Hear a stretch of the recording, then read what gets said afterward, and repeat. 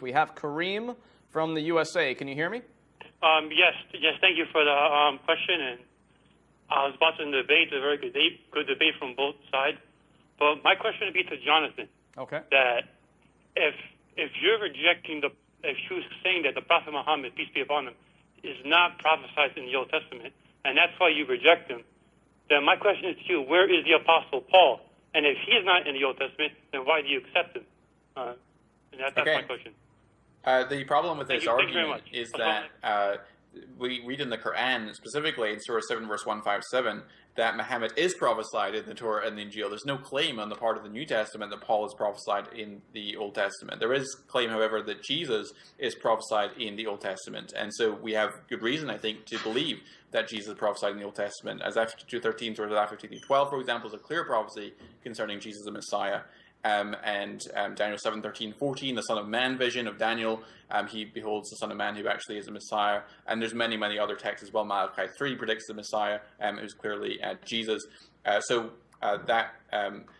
there's no reason to think that Paul would be predicted in the Old Testament, because there's no claim in the New Testament that he was predicted in the Old Testament. So that would be my response to that. Okay, 𝐥𝐤𝐤, do you want to have one last minute? Yeah, why not? First, I think what happens, and I don't know if it's maybe with a connection or maybe Jonathan is just not dealing with the question directly, with all due respect. But the guy was asking you, why do you believe in Paul? If you're saying Prophet Muhammad, peace upon him, is not in the Bible, and you reject him on that premise, then why do you believe in Paul? What's the purpose? What's the reason you believe in Paul? Is he prophesied about? He claimed, to speak of Jesus. It's all a claim. You're saying Muhammad made a claim, Paul made a claim. So if you're going to look at Prophet Muhammad's claim and say, okay, well, for this reason we reject him, then use the same criteria to look at Paul, and he will also have to be rejected. But on what basis do you believe in Paul? How do you affirm Paul as being who he says it is, other than looking at him and seeing, that, okay, I accept him for what he says? Why? For no other reason other than he has books of the New Testament? Why do you actually believe in Paul? Why do you actually confirm Paul? Who authorized people to believe in Paul and say he's actually from Jesus like that? Did he prove himself to be the case? So this is the question that Christians have to answer. Why do you actually believe in Paul and reject Muhammad using the same principle? Thank you. We do find that Paul encountered the risen Lord on the road to Damascus, and no one else encountered him on the road to Damascus. And that is part of what we find in the New Testament, the gospel. And that is something that is important that all people need to hear.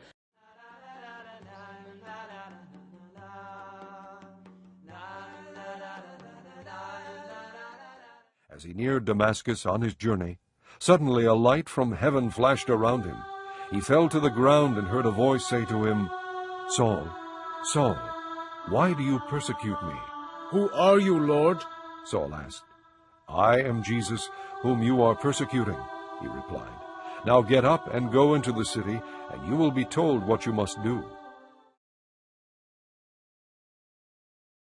قل يا أهل الكتاب لا تغلوا في دينكم غير الحق ولا تتبعوا أهواء قوم قد ضلوا من قبل وأضلوا كثيرا وضلوا عن سواء السبيل